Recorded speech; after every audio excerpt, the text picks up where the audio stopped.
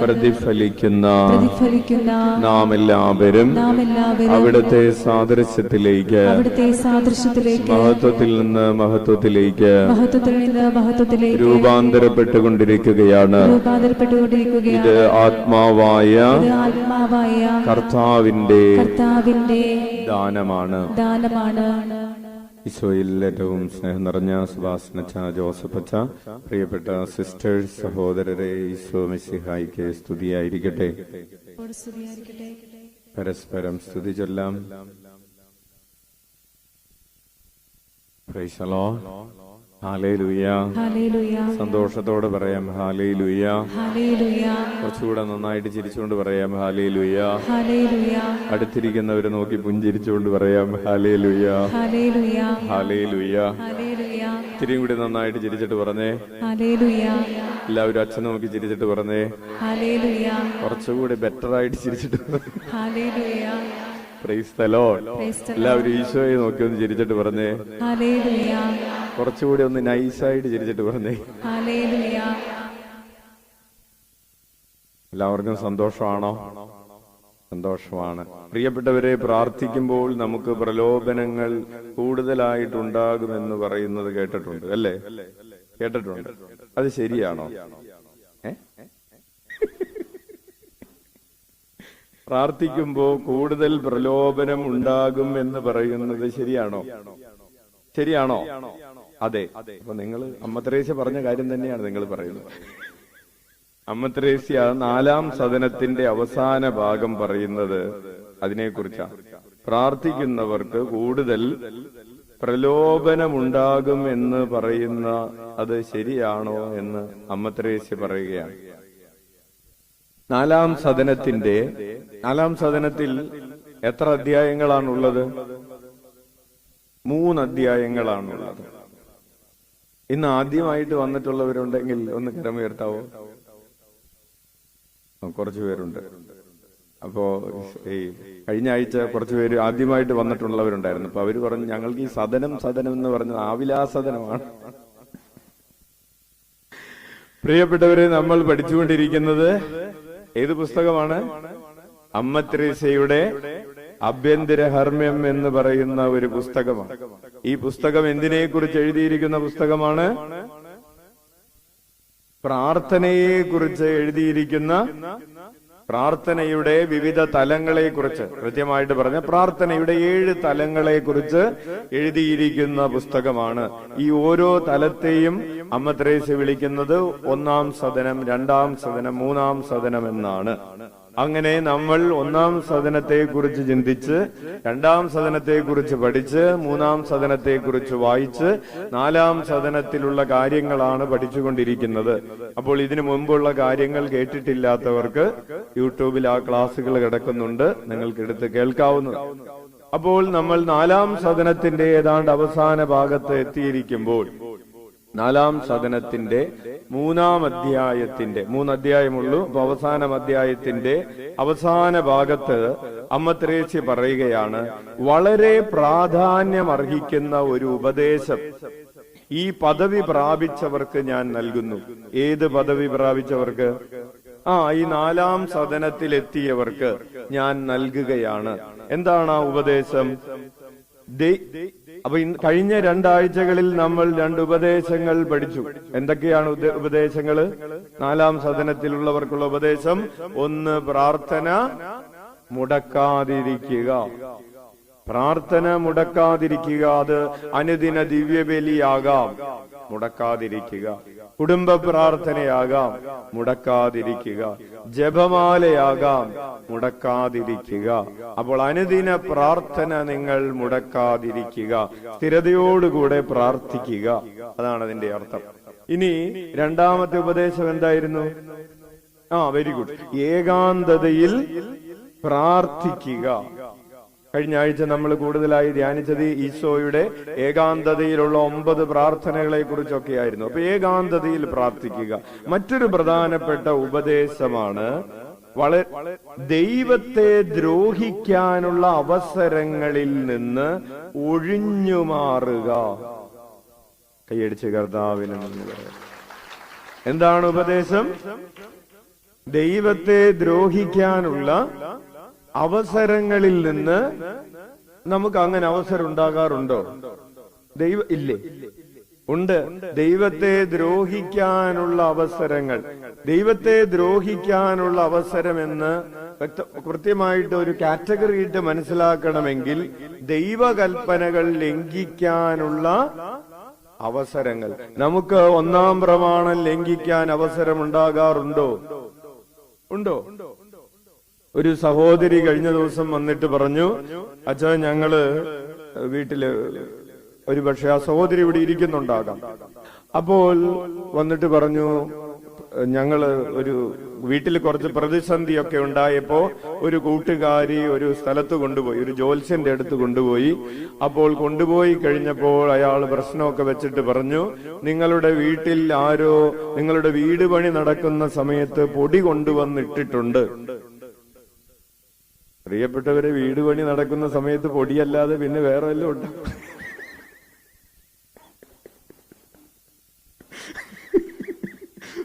അപ്പോ പൊടി കൊണ്ടുവന്നിട്ടിട്ടുണ്ട്. ഇപ്പൊ വീട് പണിയൊക്കെ കഴിഞ്ഞെങ്കിലും ആ പൊടിയുടെ ശാപം ഇപ്പോഴും അവിടെ ഉണ്ട്. അപ്പൊ അതിന് പൊടി ഉണ്ടെങ്കിൽ എന്ത് ചെയ്യണം? ഒന്നില്ലെങ്കിൽ പൊടി അടിച്ചു കളയണം, അല്ലെങ്കിൽ ഒരു മാസ്ക് വെക്കണം. അപ്പോൾ ആ പൊടിയുടെ ശല്യം മാറാൻ നിങ്ങൾ ഒരു ചക്രം, എന്തോ ഒരു ചക്രം, സുദർശന ചക്രം, ഏതോ ഒരു ചക്രം, അപ്പോൾ ആ ചക്രം എന്താണ് ഒരു കുപ്പിയിലാക്കി കൊടുത്തു. അപ്പൊ അച്ഛൻ ചോദിച്ചു, ചക്രത്തിന്, ചെറിയ കുപ്പിയിലാണ്, എന്തൊരു ചക്രം ആക്കി കൊടുത്തു. ആ ചക്രത്തിന് എത്രയായി? 600 രൂപ. ചെറിയൊരു ചക്രം. അപ്പോൾ ആ ചക്രം കുർബാന എല്ലിക്കാൻ 200 രൂപ ഉള്ളേ. അപ്പോൾ ഈ ചക്രം കൊണ്ടുവന്ന് ഇവരൊരു ടൈൽസ് ഇട്ടിരുന്നത് പൊളിച്ച് ഇതിന്റെ താഴെ വെച്ച് കോൺക്രീറ്റ് ചെയ്ത് അതിന്റെ മീതെ ഈ ടൈൽസ് ഒട്ടിച്ചു വെച്ചു. പ്രിയപ്പെട്ടവരെ, അച്ഛന്റെ ചോദ്യം ഇതാണ്, ദൈവത്തെ നിന്ദിക്കാൻ നമുക്ക് സാഹചര്യങ്ങൾ ഉണ്ടാകാറുണ്ടോ? ഉണ്ട്. അതായത് എല്ലാറ്റിന്റെയും ഉടയവനായവനും അധിപതിയായവനും കർത്താവാണെന്ന് പറയാതെ ഈ പൊടിയാണ് എന്റെ ജീവിതത്തിൽ ശല്യമുണ്ടാക്കുന്നത്, അതായത് എല്ലാ അധികാരവും ആർക്ക് നൽകപ്പെട്ടിരിക്കുന്നു? ഈ പൊടിക്ക് നൽകപ്പെട്ടിരിക്കുന്നു എന്ന് നീ നിന്റെ ഹൃദയം കൊണ്ട്, നിന്റെ പ്രവൃത്തി കൊണ്ട് ഏറ്റുപറയുകയാണ്. ഈ പൊടിയാണ്. അല്ലെങ്കിൽ ഒരു കൈവശം വെച്ചു എന്ന് ആര് പറയാണ്? നിങ്ങൾ കഴിച്ച, ഇവിടെ പ്രാർത്ഥിക്കാൻ വരുന്ന ഒരു സഹോദരിയോട്, ഇവിടെ പ്രാർത്ഥിക്കാൻ വരുന്ന വേറൊരു സഹോദരി പറഞ്ഞു, നിങ്ങളുടെ രോഗം മാറാത്തതിന്റെ കാരണം നിങ്ങൾക്ക് ആരോ ഭക്ഷണത്തിൽ കൈവശം തന്നിട്ടുള്ളത് കൊണ്ടാണ്. അപ്പോൾ ഇനി എന്ത് ചെയ്യണം? അത് കൈവശം എടുത്തു കളയുന്ന ഒരു സ്ഥലമുണ്ട്, അവിടെ പോകണം. പ്രിയപ്പെട്ടവരെ, അപ്പോൾ നിന്റെ ജീവിതത്തെ നിയന്ത്രിക്കുന്നത് ഭക്ഷണമാണ്, അല്ലേ? അങ്ങനെ കൈവേഷം എടുത്തു കളയുന്ന സ്ഥലത്ത് ചെന്ന് ഛർദിക്കാനുള്ളത് കൊടുത്ത് ഛർദിച്ചത് നോക്കിക്കഴിഞ്ഞപ്പോ വെളുത്ത ഒരു പദാർത്ഥം കണ്ടു. അപ്പൊ പറഞ്ഞു, ഇഡ്ഡലിയിലാണ് കൈവേഷം തന്നിരിക്കുന്നത്. അച്ഛൻ ഇതൊന്നും എക്സാജറേറ്റ് ചെയ്ത് പറയുന്നതല്ല, ഊഹിച്ച് പറയുന്നതല്ല. പ്രിയപ്പെട്ടവരെ, വയറ്റിൽ നിന്ന് 10 കൊല്ലം മുമ്പേ കൈവേഷം കൊടുത്ത ഇഡ്ഡലി വേറെ വല്ലതുമായിരുന്നെങ്കിൽ പിന്നെ ഇഡ്ഡലി ഒന്നും അപ്പ പോവും. ഇഡ്ഡലിയൊക്കെ അതിനൊന്നും ദഹിക്കാനായിട്ട് ഒരു ബുദ്ധിമുട്ടുള്ള സാധനമൊന്നും അല്ല ഇഡ്ഡലി, അല്ലേ? വേറെ വല്ലതുമായിരുന്നു. അപ്പോ പറയുകയാണ്, അപ്പോ കൈവേഷം തന്നിട്ടുണ്ട്. അപ്പൊ നീ ഇതിനു വേണ്ടി നടക്കുമ്പോൾ നിന്റെ ജീവിതത്തെ നിയന്ത്രിക്കുന്നത് ഇഡ്ഡലിയാണോ? അതാണ് അച്ഛൻ പറഞ്ഞത്. നമ്മൾ അറിയാത്ത ചില മേഖലകളിലൂടെ ദൈവത്തെ ദ്രോഹിക്കാനുള്ള അവസരങ്ങൾ ഉണ്ടാകുന്നു. Hallelujah, hallelujah. ഇനി അതാണ് ഒന്നാം പ്രമാണത്തിന്റെ ലംഘനമായിട്ട് കിടക്കുന്നത്. മറ്റൊന്നുണ്ട്, നിനക്ക് ദൈവാരാധന എത്രമാത്രം നീ ദൈവത്തെ ആരാധിക്കണമെന്ന് ചോദിച്ചാൽ നിനക്ക് എത്രമാത്രം അവസരമുണ്ട്, അത് കണക്കിലെടുത്താണ് നീ എത്രമാത്രം ദൈവത്തെ ആരാധിക്കണമെന്നതിന്റെ തീരുമാനമെടുക്കുന്നത്. നിനക്ക് ഒരു മാസത്തിൽ ഒരു കുർബാന കാണാനുള്ള അവസരമേ ഉള്ളൂ എന്ന് കരുതുക. നീ താമസിക്കുന്ന പരിസരത്ത് ഒരു കുർബാന കാണാനുള്ള അവസരമുള്ളൂ. നീ ആ ഒരു ദിവ്യബലിക്ക് വേണ്ടി അതിന് ഹൃദയം കൊടുത്ത് നീ മനസ്സ് കൊടുത്ത് പോകുന്നുണ്ടെങ്കിൽ ദാറ്റ് ഈസ് ഓക്കെ. കൈയടിച്ച് കർത്താവിന് നന്ദി പറ. നിനക്ക് അതിനുള്ള അവസരമുള്ളൂ. നിനക്ക് ആഴ്ചയിൽ ഒരു കുർബാന കാണാനുള്ള അവസരമേ ഉള്ളൂ. നീ എത്ര ആഞ്ഞു പിടിച്ചാലും നിനക്ക് അത്രേ ഉള്ളൂ. ഒരാഴ്ചയിൽ ഞങ്ങളുടെ ഈ ജില്ലയിൽ ആകെ ഒരു സ്ഥലത്തെ കുർബാനയുള്ളൂ. ആ ഒരാഴ്ചയിൽ കിട്ടുന്നത് തന്നെ മഹാഭാഗ്യം. അച്ഛനറിയാം, വർഷത്തിൽ ഒരു കുർബാന മാത്രം കാണാൻ ഭാഗ്യമുള്ള ആളുകളൊക്കെ ലോകത്തുണ്ട്. യെസ്, അവിടെ വൈദികരില്ല, പള്ളിയിൽ. അപ്പോ നീ അതിനു വേണ്ടി സമയം കൊടുക്കുന്നുണ്ട്. പ്രിയപ്പെട്ടവരെ, നിനക്ക് എല്ലാ ദിവസവും കുർബാന കൂടാൻ അവസരമുണ്ടായിട്ട് നീ കുർബാനയ്ക്ക് പോകാതെ നീ വീട്ടിൽ കിടന്നുറങ്ങുന്നുണ്ടെങ്കിൽ നീ പൂർണ്ണ ഹൃദയത്തോടെ നീ ഒന്നാം പ്രമാണം ലംഘിക്കുകയാണ്. Hallelujah, hallelujah, hallelujah. അപ്പോ ഒന്നാം കർത്താവിനെ നിന്ദിക്കാനുള്ള ചിലപ്പോ കുർബാനകൾ ചൊല്ലുന്ന സ്വരം നിന്റെ വീട്ടിൽ കിടന്നുകൊണ്ട് നിനക്ക് പള്ളിയിൽ ഇന്ന് കുർബാനയുടെ സ്വരം നിന്റെ വീട്ടിലിരുന്ന് നീ കേൾക്കുന്നുണ്ടാകാം. എന്നിട്ടും നീ ആ ദേവാലയത്തിലേക്ക്, നീ ആരാധനയിലേക്ക് ഓടുന്നില്ല എങ്കിൽ അത് നീ ദൈവത്തെ നിന്ദിക്കുകയാണ്, ദൈവത്തെ ദ്രോഹിക്കാനുള്ള അവസരം. അപ്പൊ അത് ഒന്നാം പ്രമാണവുമായി ബന്ധപ്പെട്ടാണ്. രണ്ടാം പ്രമാണം എന്താണ്? എന്താണ് രണ്ടാം പ്രമാണം? അതൊന്നല്ലേ? കർത്താവിന്റെ ദിവസം പരിശുദ്ധമായി ആചരിക്കണം. നീ നിന്റെ ഞായറാഴ്ച ദിവസം പരിശുദ്ധമായി ആചരിക്കണം. യെസ്. മൂന്നാമത്തെ എന്താണ്? നീ പരിശുദ്ധമായി ആചരിക്കാതെ അന്നേ ദിവസം നിനക്ക് വേണ്ട എല്ലാ ആഘോഷങ്ങളിലേക്കും പരിശുദ്ധമായി കുർബാനക്കൊക്കെ പോയി, പക്ഷെ നീ വൈകുന്നേരം ഇന്ന് ഞായറാഴ്ചയാണെന്ന് പറഞ്ഞ് ഒരു മദ്യം വിളമ്പാൻ, ഒരു മദ്യസൽക്കാരം നടത്തുമ്പോൾ ആ പരിശുദ്ധമായ ദിവസത്തിന്റെ പരിശുദ്ധി നീ എന്ത് ചെയ്യുകയാണ്?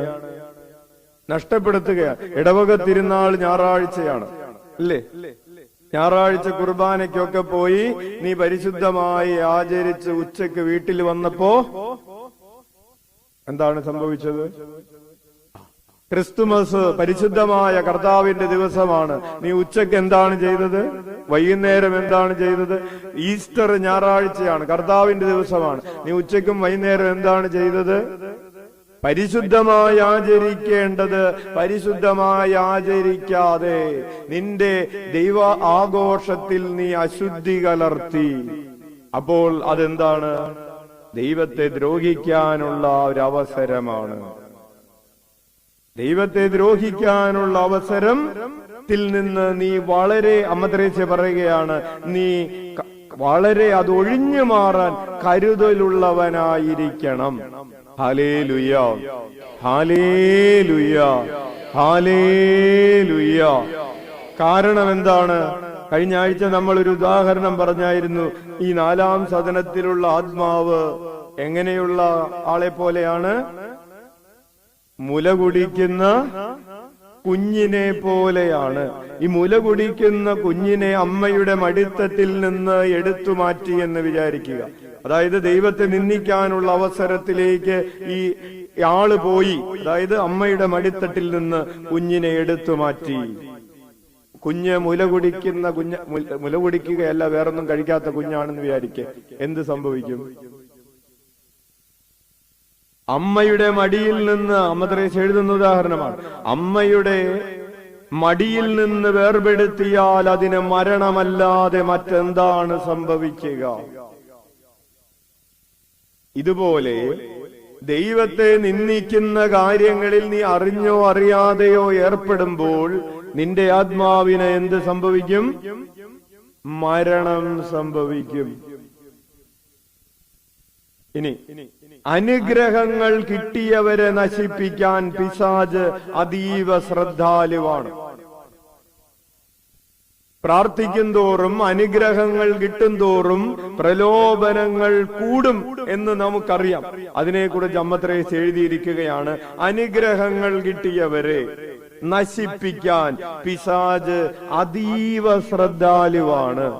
വിശ്വാസമുള്ളവരെ നശിപ്പിക്കാൻ പ്രാർത്ഥിക്കുന്നവരെ, പള്ളിയിൽ പോകുന്നവരെ, ഉദാശകൾ സ്വീകരിക്കുന്നവരെ, ബൈബിൾ വായിക്കുന്നവരെ, ഒറ്റയ്ക്കിരുന്ന് പ്രാർത്ഥിക്കുന്നവരെ, ത്യാഗമെടുക്കുന്നവരെ, പ്രാശ്ചിത്ത പ്രവർത്തികൾ ചെയ്യുന്നവരെ, മുട്ടേൽ വലിയുന്നവരെ, ഉരുൾ നേർച്ച നടത്തുന്നവരെ, എഴുതി കെട്ടിയിട്ട് പ്രാർത്ഥിക്കുന്നവരെ നശിപ്പിക്കാൻ പിശാച് പറയാത്തെന്താണ് അതീവ.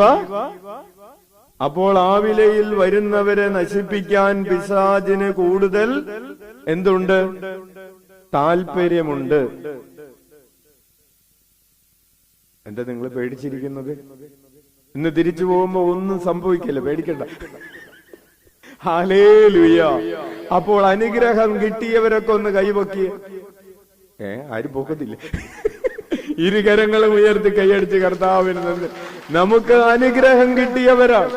ഏതൊക്കെ അനുഗ്രഹമാണ് നമുക്ക് കിട്ടിയിട്ടുള്ളത്? വിശ്വാസം എന്ന് പറയുന്ന ഒരു അനുഗ്രഹം കിട്ടിയിട്ടുണ്ട്, ഇല്ലേ? പ്രത്യാശ എന്ന് പറയുന്ന അനുഗ്രഹം കിട്ടിയിട്ടുണ്ട്. സ്നേഹം എന്ന് പറയുന്ന അനുഗ്രഹം ഉച്ചത്തിൽ വിളിച്ചേ ഈശോയേ. അതുപോലെ തന്നെ നമുക്ക് ലഭിച്ചിട്ടുള്ള ഭൗതിക അനുഗ്രഹങ്ങളുടെ കണക്കെത്രയാണ്, ഇല്ലേ?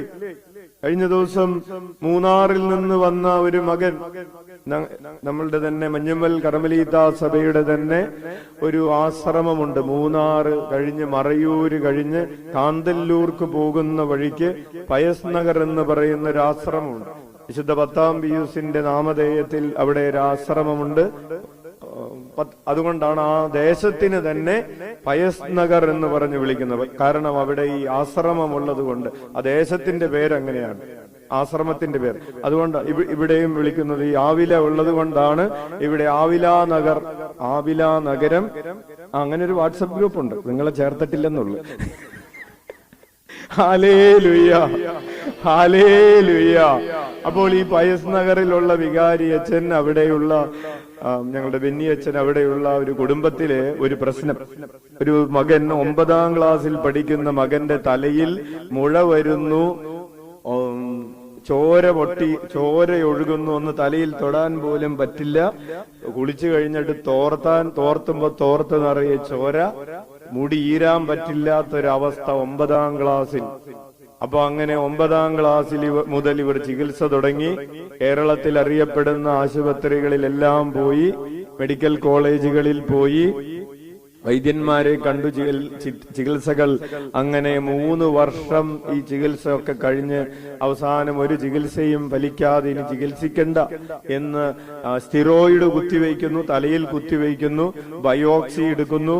അങ്ങനെ പല ചികിത്സകള് കഴിഞ്ഞ് ഈ മകൻ ഇപ്പോൾ +2 പഠിക്കുന്ന സമയത്ത് കഴിഞ്ഞ വ്യാഴാഴ്ച ശുശ്രൂഷയുടെ സമയത്ത് അച്ഛന്റെ ഫോണിലേക്ക് ബഹുമാനപ്പെട്ട ബെന്നി അച്ഛൻ ഒരു മെസ്സേജ് ഇട്ടു. ഒരു കുടുംബത്തിന് ഈ മൂന്നാറിൽ നിന്ന്, അവിടെ നിന്ന് വരാനായിട്ട് ആഗ്രഹമുണ്ട് എന്ന് പറഞ്ഞ് മെസ്സേജ് ഇട്ടു. അപ്പൊ അച്ഛന്റെ ഇടവകയിൽ നിന്ന് പറഞ്ഞു. അച്ഛന്റെ ഇടവക പള്ളിപ്പുറമായതുകൊണ്ട് അച്ഛൻ വിചാരിച്ചു എറണാകുളത്ത് നിന്നാണ്. പക്ഷെ ഇവിടെ വന്നപ്പോഴാണ് മനസ്സിലായത് അവര് അവിടെ ഇടുക്കിയിൽ നിന്ന് വരികയാണ്. അപ്പൊ അങ്ങനെ ഇവര് കഴിഞ്ഞ ഞായറാഴ്ച രാത്രി വന്ന് ഇരിട്ടിയിൽ താമസിച്ചു. ഇടുക്കിയിൽ നിന്ന് ഇരിട്ടിയിലേക്ക് വന്നിട്ട് അവിടെ താമസിച്ച് വെളുപ്പിന് തന്നെ ഇവിടെ എത്തി. പ്രിയപ്പെട്ടവരെ, 3 വർഷത്തെ നീണ്ടുനിന്ന രോഗപീഠ കർത്താവിന്റെ നാമം വിളിച്ചപേക്ഷിച്ചപ്പോൾ കർത്താവ് സുഖപ്പെടുത്തി. കർത്താവിനെ കരമെടുത്ത് നന്ദി പറയാം. ഉച്ചത്തിൽ വിളിക്കാം ഈശോയേ.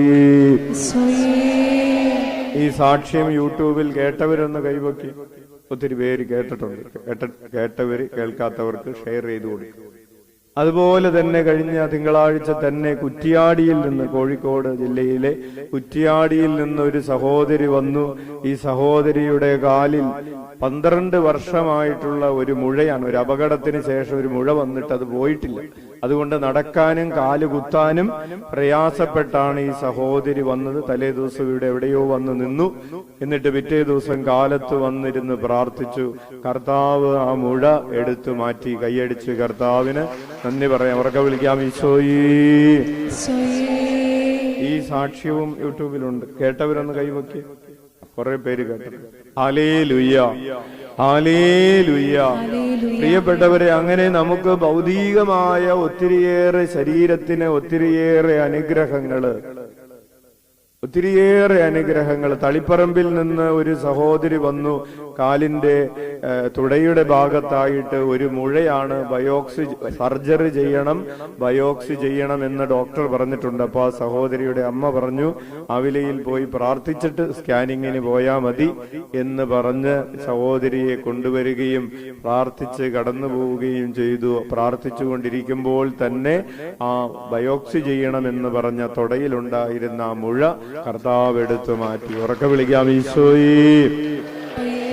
അപ്പോൾ പറഞ്ഞു വരുന്നത്, നമുക്ക് ഭൗതികമായ അനുഗ്രഹങ്ങൾ ലഭിക്കുന്നു, ഒരു വശത്ത് ശാരീരികമായ അനുഗ്രഹങ്ങൾ ലഭിക്കുന്നു, അതുപോലെ തന്നെ സാമ്പത്തിക മേഖലകളിലുള്ള അനുഗ്രഹങ്ങൾ, വിവാഹം നടന്നതിന്റെ സാക്ഷ്യങ്ങൾ, ജോലി കിട്ടിയതിന്റെ സാക്ഷ്യങ്ങൾ, കേസ് കോടതിയിലുണ്ടായിരുന്ന കേസ് വിജയകരമായി സെറ്റിലായതിന്റെ സാക്ഷ്യങ്ങൾ, അങ്ങനെ ഒത്തിരിയേറെ സാക്ഷ്യങ്ങൾ. അപ്പോൾ ഇതൊക്കെ നമുക്ക് എന്തിന്റെ അടയാളങ്ങളാണ്? നമ്മൾ ആരാണ്? അത് പറയാനാണ് അച്ഛൻ പറഞ്ഞത്. നമ്മൾ അനുഗ്രഹം കിട്ടിയവരാണ്. ഈ ആലയത്തിൽ ഈ ഓരോ വ്യാഴാഴ്ചയും അല്ലെങ്കിൽ ഓരോ ദിവസവും രാത്രിയും പകലും ഇവിടെ വന്ന് ഇരിക്കാൻ തക്കവിധം ഇങ്ങനെ ഒരു ആലയം നമുക്ക് കിട്ടിയത് കർത്താവ് തന്ന ഒരു അനുഗ്രഹമാണ്. നമ്മൾ ആരാണ്? അനുഗ്രഹം കിട്ടിയവരാണ്. ഈശോയെ എന്ന് നമ്മൾ വിളിച്ച് പ്രാർത്ഥിക്കുന്നത് പോലെ അച്ഛൻ നിങ്ങളോട് പറയട്ടെ, ലോകത്ത് ഒരോടത്തും വിളിച്ച് പ്രാർത്ഥിക്കുന്നില്ല. അപ്പോൾ ഈശോയെ എന്ന് വിളിച്ച് പ്രാർത്ഥിക്കാൻ നമ്മൾ എന്ത് കിട്ടിയവരാണ്? അനുഗ്രഹം കിട്ടിയവരാണ്. ഉറക്കെ വിളിക്കാം, ഈശോയെ. അപ്പോൾ സന്തോഷമായില്ലേ? അടുത്തിരിക്കുന്നവർക്കൊക്കെ ഒരു ഷെയ്ക്കാൻഡ് കൊടുത്ത് നമ്മൾ അനുഗ്രഹം കിട്ടിയവരാണെന്ന് പറഞ്ഞു. അപ്പോൾ അനുഗ്രഹം കിട്ടിയവരെ നശിപ്പിക്കാൻ പിശാച് അതീവ ശ്രദ്ധാലുവാണ്. തിരിച്ചോ? അനുഗ്രഹം കിട്ടിയവരെ നശിപ്പിക്കാൻ പിശാച് ശ്രദ്ധാലുവാണ്. കാരണം എന്തുകൊണ്ടാണത്? അമ്മ ത്രേസ്യ പറയാണ്, കാരണം അഭിവൃദ്ധി പ്രാപിച്ചവർ സഭയ്ക്ക് ഗുണമുണ്ടാക്കും. അനുഗ്രഹം കിട്ടിയവരെന്തു ചെയ്യും? നമ്മൾ പ്രാർത്ഥനയിൽ വളർന്നവർ സഭയ്ക്ക് ഗുണമുണ്ടാകും. സഭയ്ക്ക് ഉണ്ടാകുന്ന ഗുണം എന്താണ്? സഭയ്ക്ക് നമ്മൾ എന്തു ചെയ്യും? അനുഗ്രഹം പ്രാപിച്ചവര് സഭയുടെ വളർച്ചയ്ക്ക് വേണ്ടി പ്രവർത്തിക്കും. ഓരോ ആഴ്ചയും വരുമ്പോ 10 പേരെ കൂടെ വീണ്ടും ഈശോയിലേക്ക് കൂട്ടിക്കൊണ്ടുവരാൻ പരിശ്രമിക്കും. അനുഗ്രഹം പ്രാപിച്ചവർ അടങ്ങിയിരിക്കുകയില്ല. അവരെന്തു ചെയ്യും? അവര് പോയി മറ്റുള്ളവരോട് ഈശോയെ കുറിച്ച് പറയും. അങ്ങനെ ഈശോയെ കുറിച്ച് അറിയാത്തവർ ഈശോയെ അറിയും. അങ്ങനെ ഈ കർത്താവിന്റെ സഭ ശക്തി പ്രാപിക്കും. കൈയടിച്ച് കർത്താവിന് നന്ദി പറയാം. അപ്പോൾ അനുഗ്രഹം പ്രാപിച്ചവർ സഭയ്ക്ക് ഗുണമുണ്ടാക്കും. അങ്ങനെ കർത്താവിന്റെ രാജ്യം വളരും. ദൈവരാജ്യത്തിന്, സഭ എന്ന് പറഞ്ഞാൽ ഈ ഭൂമിയിലെ ദൈവരാജ്യത്തിന്റെ ഒരടയാളമാണ്, ഒരു സൂചനയാണ്. ദൈവരാജ്യം വളരും. Praise the Lord. അഭിവൃദ്ധി പ്രാപിച്ചവർ, അനുഗ്രഹം പ്രാപിച്ചവർ ജീവിക്കുമ്പോ ദൈവരാജ്യം വളരും. പിശാചിന് എന്തിഷ്ടമല്ല? ദൈവരാജ്യം വളരുന്നതിന് ആർക്കിഷ്ടമല്ല? സ്വർഗം വളരുന്നത് ആർക്കിഷ്ടമല്ല? പിശാച് വളർത്താൻ ശ്രമിക്കുന്നത് ഏത് രാജ്യമാണ്? നരകമെന്ന് പറയുന്ന രാജ്യമാണ്. ഏത് വളരുമ്പോഴാണ് പിശാചിന് സന്തോഷം? നരകം വളരണം, പാപം വളരണം, തിന്മ പെരുകണം. അപ്പൊ പിശാചിന് സന്തോഷം. അപ്പൊ നന്മ വളരുന്നത് കാണുമ്പോ പിശാചിന് അടങ്ങിയിരിക്കാൻ സാധിക്കുകയില്ല. വീണ്ടും അമ്മ ത്രേസ്യയുടെ അതേ വാക്കുകൾ അച്ഛൻ എഴുതി വെച്ചിരിക്കുന്ന, കർത്താവ് അവരുടെ നേർക്ക് സവിശേഷ സ്നേഹം പ്രദർശിപ്പിക്കുന്നു എന്ന് കാണുമ്പോൾ, നമ്മുടെ നേർക്ക് കർത്താവ് എന്ത് കാണിക്കാണ്? വെറുതെ സ്നേഹമല്ല, സവിശേഷമായ സ്നേഹം കാണിക്കുന്നു. ഒരു ഉദാഹരണത്തിന്, നിങ്ങളുടെ വീട്ടിലെ ഒരു 3 വയസ്സുള്ള കുഞ്ഞുണ്ടെന്ന് വിചാരിക്കുക. 1 വയസ്സുള്ള കുഞ്ഞുണ്ടെന്ന് വിചാരിക്കുക. അപ്പോൾ ഈ 1 വയസ്സുള്ള കുഞ്ഞിനെ അമ്മ എന്ത് ചെയ്യും? പാല് കൊടുക്കുന്നത് കാണുന്നു. ആര്? മൂത്ത കൊച്ച്. അപ്പോ മൂത്ത കൊച്ച് ഈ കൊച്ചിങ്ങനെ കൂളായിട്ട് പാല് കുടിച്ചുകൊണ്ടിരിക്കുന്നത് കാണുമ്പോ 3 വയസ്സുള്ള കൊച്ചിനെ തോന്നുകയാണ് ആ കൊച്ചിനോട് അമ്മ കൂടുതൽ സ്നേഹം കാണിക്കുന്നു എന്ന് തോന്നുമ്പോ ഈ മൂത്ത കൊച്ച് എന്ത് ചെയ്യുമെന്നറിയാവോ? ഓടി വന്ന് അടുത്ത് നിന്നിട്ട് ആരും കാണാതെ മൂത്ത കൊച്ചിന്, ചെറിയ കൊച്ചിന് ഒരു പിച്ചു വെച്ചു കൊടുക്കും. എന്നിട്ട് അപ്പൊ കൊച്ചു കരയുമ്പോ ഇവൻ ഓടിക്കളയും. അപ്പൊ കൊച്ചു കരയുമ്പോ അവന് ഹാപ്പിയായി. അപ്പോ നമ്മളോട് ഇതിനെയാണ് സിബ്ലിംഗ് റൈവലറി അല്ലെങ്കിൽ കെയിൻ കോംപ്ലക്സ് എന്ന് പറയുന്നത്. അവിടെ നിൽക്കട്ടെ. ഇപ്പൊ ഇനി 2 കുട്ടികളും വളർന്നു എന്ന് വിചാരിച്ചു. മൂത്ത കുട്ടി 8ാം ക്ലാസ്സിലായി, ഇളയ കുട്ടി 5ാം ക്ലാസ്സിലായി എന്ന് വിചാരിക്കുക. അപ്പൊ 5ാം ക്ലാസ്സിലായ കുട്ടിക്ക് മൂത്ത കുട്ടിക്ക് എന്തെങ്കിലും കൊടുക്കുന്നത് കാണുമ്പോ ഇളയ കുട്ടി പറയും, അമ്മക്ക് ഇപ്പൊ എന്നോട് സ്നേഹമില്ല, ചേച്ചിയോടാണ് സ്നേഹം, ചേട്ടനോടാണ് സ്നേഹം എന്ന് പറയും. അപ്പൊ മൂത്ത കുട്ടി പറയും, അമ്മക്ക് എന്നോടല്ല സ്നേഹം, ഇളയതിനോടാണ് സ്നേഹം. അമ്മ ഇത് എന്ത് ചെയ്യും? രണ്ടിനെ നോക്കാതിരിക്കാൻ പറ്റും? പ്രിയപ്പെട്ടവരെ, അതോടെ നിൽക്കട്ടെ. അതിന്റെ ഇടയിൽ അച്ഛൻ ഒരു ഉദാഹരണം പറഞ്ഞു.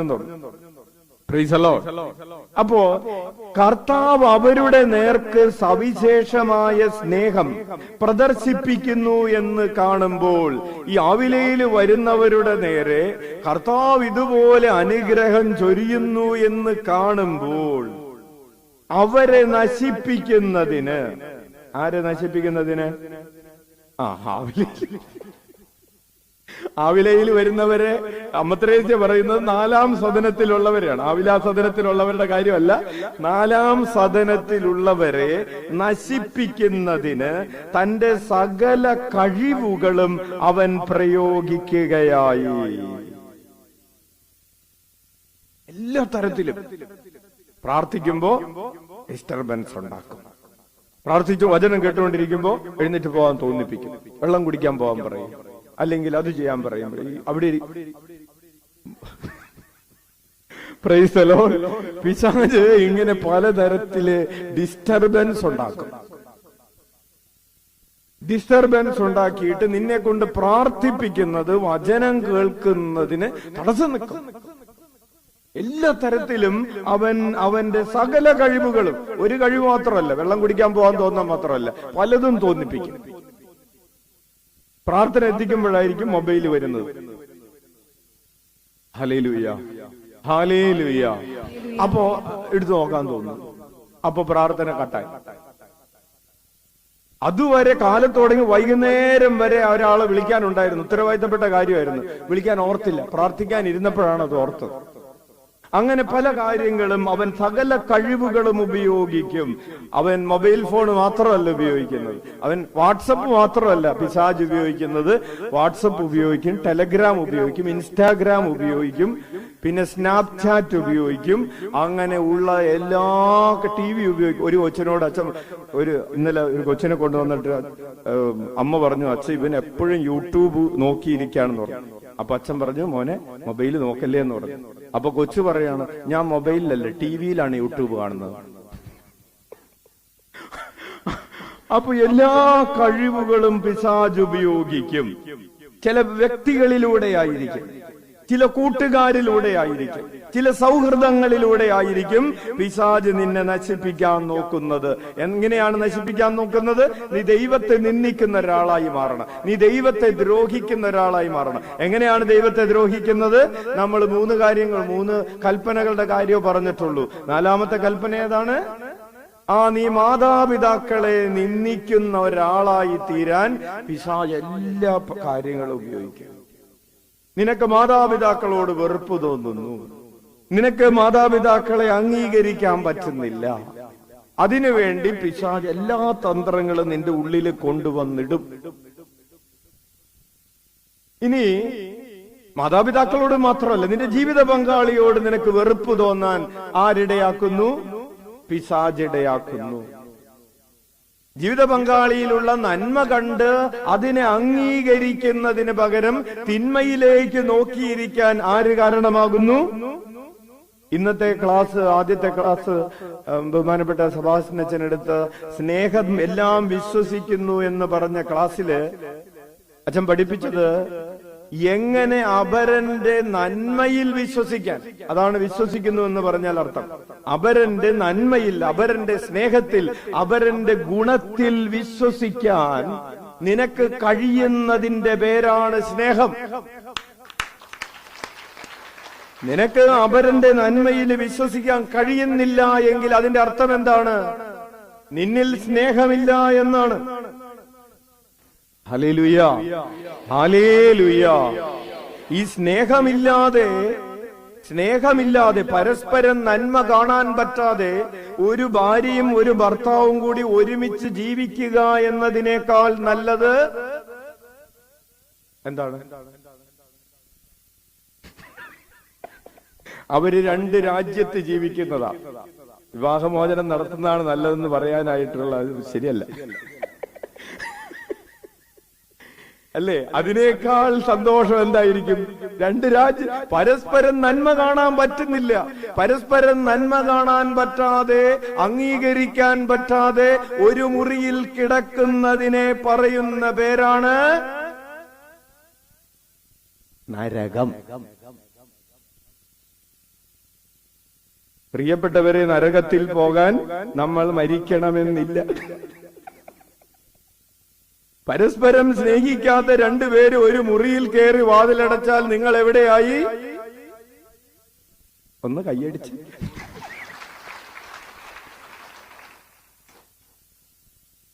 മനസ്സിലായി? അപ്പോൾ എന്റെ കർത്താവേ, ഇന്ന് അച്ഛന് എന്തൊക്കെയാ പറയുന്നത്? അച്ഛൻ പറയുന്നത് ശരിയല്ലേ?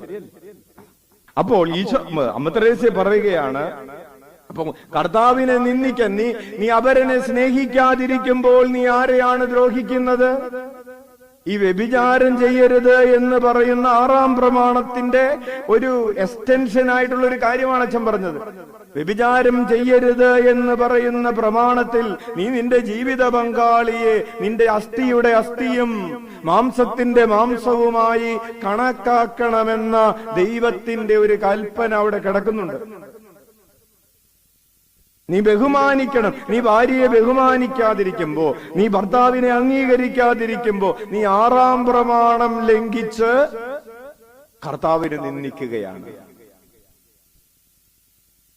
ഒരാള് പ്രാർത്ഥിക്കാൻ പോയി കഴിഞ്ഞപ്പോ ഈ ചേട്ടനോട് പ്രാർത്ഥിക്കാൻ ചെന്ന സ്ഥലത്തെ ആള് പറഞ്ഞു, നിങ്ങൾ ഇനി ഭാര്യയുമായി ഒരുമിച്ച് ദാമ്പത്യധർമ്മം നിർവഹിക്കരുത്, നിങ്ങൾ ഇനി ഒരുമിച്ച് ജീവിത പങ്കാളിയെ പോലെ, ദമ്പതികളെ പോലെ ജീവിക്കരുത് എന്ന് പറഞ്ഞത്, പ്രിയപ്പെട്ടവരെ, അതൊരു പിശാചിന്റെ പ്രവൃത്തിയാണ്.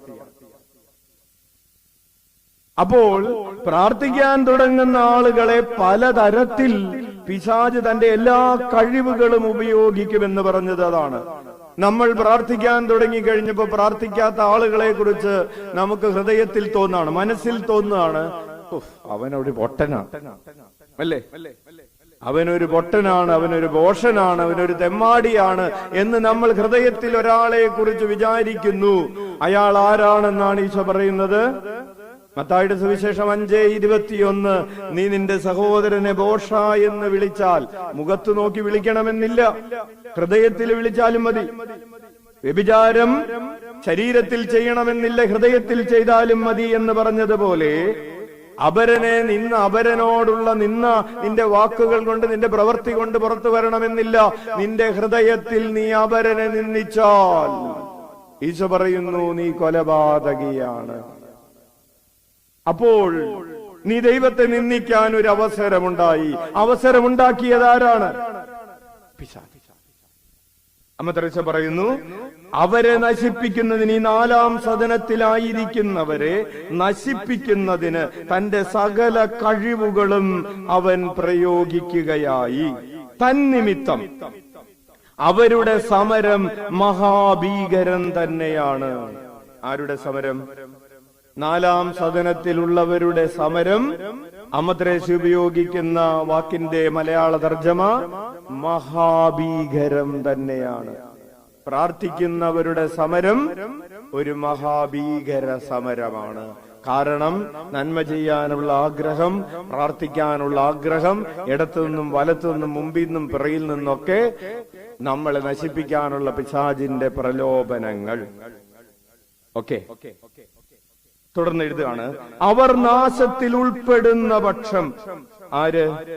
നാലാം സദനത്തിലുള്ളവര്, അല്ലെങ്കിൽ നിങ്ങൾ എളുപ്പത്തിന് ആവിലയിൽ വരുന്നവര്. നാശത്തിൽ ഉൾപ്പെടുന്ന പക്ഷം അവരുടെ സ്ഥിതി, ഇതാണ് അവരുടെ സ്ഥിതി മറ്റുള്ളവരുടേതിനേക്കാൾ ശോചനീയമായിരിക്കും. നമ്മൾ ഈ പ്രാർത്ഥിച്ചുകൊണ്ടിരിക്കുന്ന ആളുകള് ഒരു പ്രലോഭനത്തിൽ ചെന്ന് വീഴുന്നു എന്ന് കരുതുക.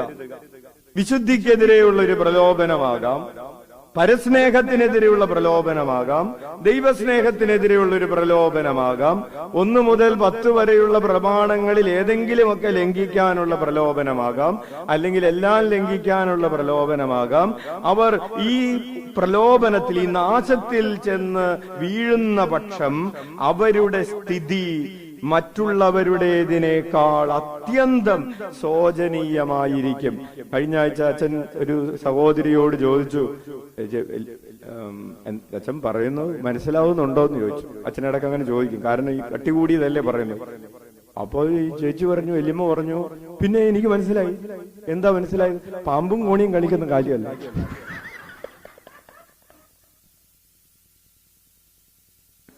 അച്ഛൻ പറഞ്ഞത് പാമ്പും കോണിയും കളിക്കുന്ന, അത് ഞങ്ങൾ പണ്ടേ കളിക്കാം. പ്രിയപ്പെട്ടവരെ, നമ്മൾ പറഞ്ഞില്ലേ, അതാണ് ഈ 98 പാമ്പ് വിഴുങ്ങിയ കാര്യമില്ലേ. ഈ അമ്മിച്ചി ഇവിടെ എത്തി 98 ഇപ്പൊ പാമ്പ് വിഴുങ്ങി. അമ്മിച്ചിക്ക് ഇപ്പൊ 98 ആയിട്ടില്ല, 82 ആയിട്ടുള്ളൂ. Hallelujah, hallelujah. പ്രിയപ്പെട്ടവരെ, അതാണ് ഈ 98 പാമ്പ് വിഴുങ്ങിയ ആള് എവിടെയാണ് വന്ന് നിൽക്കുന്നത്? ഏറ്റവും അടിയിലുള്ള റോയിൽ വന്ന് നിന്നതുപോലെ.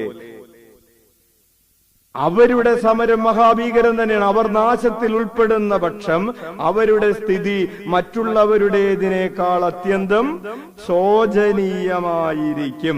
Hallelujah, hallelujah, hallelujah.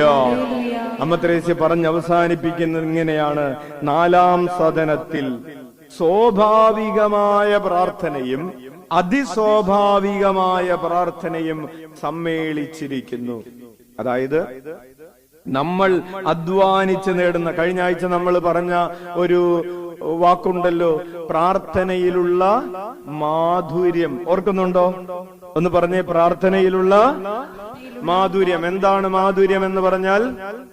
നമ്മൾ പ്രാർത്ഥിക്കുന്നു, നമ്മൾ മുട്ടയിൽ വലിയുന്നു, നമ്മൾ അനുതപിക്കുന്നു, നമ്മൾ മാറത്തടിച്ച് എന്റെ പിഴ എന്റെ പിഴ എന്ന് പറഞ്ഞ് പ്രാർത്ഥിക്കുന്നു, സ്വരമുയർത്തി പ്രാർത്ഥിക്കുന്നു. അങ്ങനെ നമ്മൾ പ്രാർത്ഥിച്ചു കൊണ്ടിരിക്കുമ്പോ നമുക്ക് കണ്ണുനീര് വരുന്നു. അല്ലെങ്കിൽ നമ്മൾ പറഞ്ഞ മറ്റൊരു വാക്കുണ്ട്, അനുചിന്തന പ്രാർത്ഥന നടത്തുന്നു. എന്താണ്? വലതുകരം ഉയർത്തി വീശിക്കൊണ്ടെന്ന് പറഞ്ഞ് അനുചിന്തന പ്രാർത്ഥന നടത്തുന്നു. അച്ഛൻ നിങ്ങളോട് പറഞ്ഞ ഉദാഹരണം ഏതായിരുന്നു? അനുചിന്തന പ്രാർത്ഥനയുടെ ഒരു ഉദാഹരണം പറഞ്ഞു. എന്തായിരുന്നു അത്? നമ്മൾ കുർബാനയിലേക്ക് വരുമ്പോ ഹൃദയങ്ങൾ കർത്താവിലേക്ക് ഉയർത്തട്ടെ എന്ന് പറയുന്നു, പിതാവിനോട് പ്രാർത്ഥിക്കുന്നു. ഓസാന പാടുമ്പോ, അല്ലേ, ഓസാന പാടുമ്പോ നമ്മൾ കൈ ഉയർത്തി വീശുന്നത് എന്തുകൊണ്ടാണ്? മാലാഖമാര് കൈയുയർത്തി, മാലാഖമാര് ചിറകുകൾ വീശിക്കൊണ്ട് കർത്താവിനെ ആരാധിച്ചതിന്റെ ആ ഓർമ്മ ഓസാന പാടുമ്പോ നമ്മുടെ ഹൃദയം എവിടെയാണ്? നമ്മുടെ ഹൃദയം കർത്താവിലാണ്, മാലാഖമാരുടെ കൂടെയാണ്. നമ്മൾ കൈയടിച്ച് ഓസാന പാടുന്നത് അതുകൊണ്ടാണ്. നമ്മൾ കരമുയർത്തി ഓസാന എന്ന് പറയുമ്പോ കരങ്ങൾ ഉയർത്തി വീശുന്നത് മാലാഖമാര് ചിറക് വീശുന്നത് പോലെയാണ്. അപ്പൊ ഹൃദയം അങ്ങോട്ട് ഉയർത്തി കഴിഞ്ഞു കഴിയുമ്പോ സ്വർഗത്തിലെത്തി നമ്മൾ പിതാവിന്റെയും പുത്രന്റെയും പരിശുദ്ധാത്മാവിന്റെയും ആ സാന്നിധ്യം അനുഭവിച്ചുകൊണ്ട് അൽത്താരയിലുള്ള അപ്പത്തെയും വീഞ്ഞിനെയും നോക്കിക്കൊണ്ട് പുരോഹിതൻ പ്രാർത്ഥിക്കുന്നു, പിതാവേ, പരിശുദ്ധനായ പിതാവേ, അങ്ങയുടെ പരിശുദ്ധാത്മാവിനെ അയക്കണമേ. നമ്മള് ജോർദാൻ നദിയിൽ ഈശോയുടെ മേൽ ഇറങ്ങി വന്ന പരിശുദ്ധാത്മാവിനെ കാണുന്നു, സ്ലീഹന്മാരുടെ മേൽ അഗ്നിനാളമായി ഇറങ്ങി വന്ന പരിശുദ്ധാത്മാവിനെ കാണുന്നു. ആ പരിശുദ്ധാത്മാവ് ഈ അപ്പത്തിലും വീഞ്ഞിലും വന്ന് പ്രവേശിച്ച് ഈ അപ്പത്തെയും വീഞ്ഞിനെയും വിശുദ്ധീകരിച്ച് ഈശോയുടെ ശരീരവും രക്തവുമായി തീരാൻ വേണ്ടി അതിനെ ഒരുക്കുന്നു. വീണ്ടും പുരോഹിതൻ ഈശോയുടെ അന്ത്യത്താഴ വേളയെ അനുസ്മരിച്ചുകൊണ്ട് പ്രാർത്ഥിക്കുന്നു. ഈ പ്രാർത്ഥനകൾ, ഈശോയുടെ അന്ത്യത്താഴത്തെ കുറിച്ച് നമ്മൾ ഓർക്കുന്നു. ഈശോ ശിഷ്യരുടെ പാദങ്ങൾ കഴുകിയത് നമ്മൾ ഓർക്കുന്നു. അപ്പമെടുത്ത് വാഴ്ത്തി വിഭജിച്ചത് ഓർക്കുന്നു. ഒടുവിൽ കുരിശിൽ കുരിശ് വഹിച്ചത്, പീഡകൾ സഹിച്ചത്, രക്തം ചിന്തിയത്, കുരിശിൽ മരിച്ചത്, മാറ് പിളർന്ന് രക്തമൊഴുക്കിയത് ഒക്കെ നമ്മൾ മനസ്സിൽ ധ്യാനിച്ച് പ്രാർത്ഥിക്കുമ്പോ നമ്മുടെ ഉള്ളിൽ, അപ്പോ ഇങ്ങനെ പ്രാർത്ഥിക്കുമ്പോ നമുക്ക് നമ്മുടെ ആത്മാവിൽ എന്ത് ലഭിക്കുന്നു എന്നാ പറഞ്ഞത്? ഒരു മാധുര്യം ലഭിക്കുന്നു. അതിനെയാണ് പ്രാർത്ഥനയിലുള്ള സ്വീറ്റ്നെസ്, മാധുര്യം എന്ന് പറയുന്നത്. ഹല്ലേലൂയ. അല്ലെങ്കിൽ മറ്റൊരു ഉദാഹരണം, സമരിയാക്കാരി സ്ത്രീയും ഈശോയും തമ്മിലുള്ള സംഭാഷണം നടക്കുകയാണ്. അമ്മ ത്രേസ്യയ്ക്ക് ഇഷ്ടമുള്ള ഒരു വചനഭാഗമാണ്. സമരിയാക്കാരി സ്ത്രീ ആരുടെ പ്രതീകമാണ്? പാപം ചെയ്തു കൂട്ടിയ മനുഷ്യന്റെ പ്രതീകമാണ് സമരിയാക്കാരി സ്ത്രീ. ഈ സമരിയാക്കാരി സ്ത്രീ ഇവിടെ മുൻപിലേക്ക് ഈശോ ഇരിക്കുമ്പോൾ ഈശോയുടെ ഉള്ളിലുള്ള ഈശോയുടെ അഭാവം എന്താണ്? ഈശോയ്ക്ക് ദാഹിക്കുന്നു. ഈശോ ദാഹിച്ചത് ആർക്കു വേണ്ടിയാണ്? ഈശോ ദാഹിച്ചത് ഒരു കൈക്കുമ്പിളിൽ വെള്ളം കിട്ടാൻ വേണ്ടിയല്ല. ഈശോ ദാഹിച്ചത് പാപം ചെയ്ത് തന്നിൽ നിന്ന് അകന്നുപോയ മനുഷ്യന്റെ ആത്മാവിനെ തനിക്ക് തിരികെ ലഭിക്കാൻ വേണ്ടി ഈശോ ദാഹിച്ചിട്ട് സമരിയാക്കാരിയോട് പറയുകയാണ്, പെണ്ണെ, എനിക്ക് ദാഹിക്കുന്നടി. അവൾ തെറ്റിദ്ധരിച്ചു, അവൻ ദാഹിക്കുന്നത് ഈ കിണറ്റിലെ വെള്ളത്തിന് വേണ്ടിയാണെന്ന്. ഈശോ സംസാരം നിർത്തുമ്പോ അവസാനം ശിഷ്യന്മാര് കൊണ്ടുവന്ന് ഭക്ഷണവും വെള്ളവും ഒക്കെ കൊണ്ടുവന്ന് അവന്റെ മുമ്പിൽ നിരത്തി കഴിഞ്ഞപ്പോ ഈശോ പറഞ്ഞു, എന്റെ ഭക്ഷണം കഴിഞ്ഞു. അപ്പോഴാണ് നമുക്ക് മനസ്സിലാകുന്നത് ഈശോയ്ക്ക് വിശന്നത് ഈ ഭൂമിയിലുള്ള ഒരപ്പത്തിന് വേണ്ടിയായിരുന്നില്ല എന്ന്. ഈശോയ്ക്ക് ദാഹിച്ചത് ഈ ഭൂമിയിലുള്ള ജലത്തിന് വേണ്ടി ആയിരുന്നില്ല എന്ന്. ഈശോ പറഞ്ഞു, എന്റെ ഭക്ഷണം എന്ന് പറയുന്നത്, എന്റെ പാനീയം എന്ന് പറയുന്നത് പിതാവിന്റെ ഇഷ്ടം പൂർത്തിയാക്കുക എന്നതാണ്. പിതാവിന്റെ ഇഷ്ടം എന്ന് പറയുന്നത് മനുഷ്യകുലത്തെ, പാപം ചെയ്ത് അകന്നുപോയ മനുഷ്യകുലത്തെ വീണ്ടെടുക്കുക എന്നതാണ്.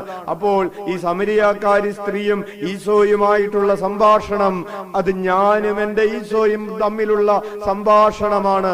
കാരണം പാപം ചെയ്ത് അകന്നു പോയത് ഞാനാണ്, തിന്മ ചെയ്ത് ദൈവത്തെ നിന്നിച്ചകന്നു പോയത് ഞാനാണ്. കർത്താവിന് ഇനി വീണ്ടെടുക്കാനുള്ളത് എന്നെയാണ്. സ്വർഗത്തിന് നഷ്ടപ്പെട്ടു പോയത് എന്റെ ആത്മാവിനെയാണ്. ഈശോയുടെ ഹൃദയത്തിൽ ഇപ്പോൾ വസിക്കാൻ അർഹതയില്ലാത്തത് ഞാനാണ്. എനിക്ക് വേണ്ടിയാണല്ലോ എന്റെ ഈശോ ദാഹിക്കുന്നത് എന്ന് ഞാൻ ധ്യാനിക്കുകയാണ്. കൈയടിച്ചു നന്ദി പറയാം. പ്രിയപ്പെട്ടവരെ, ഇതുപോലെ വചനം ധ്യാനിച്ച് ഇതിനെയാണ് അനുചിന്തന പ്രാർത്ഥന എന്ന് പറയുന്നത്.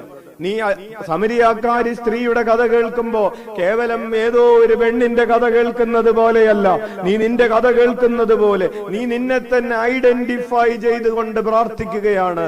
ആ പാപം ചെയ്ത ആള് ഞാനാണ്, അല്ലെങ്കിൽ ആ കുഷ്ഠരോഗി ഞാനാണ്, ആ അന്ധൻ ഞാനാണ്, ആ തളർവാദ രോഗി ഞാനാണ് എന്ന് നീ നിന്റെ ഹൃദയത്തിൽ ധ്യാനിച്ചുകൊണ്ട് നിന്നെ തന്നെ വിട്ടുകൊടുത്ത് നീ ഇങ്ങനെ പ്രാർത്ഥിച്ചു കൊണ്ടിരിക്കുകയാണ്, ധ്യാനിച്ചു കൊണ്ടിരിക്കുകയാണ്.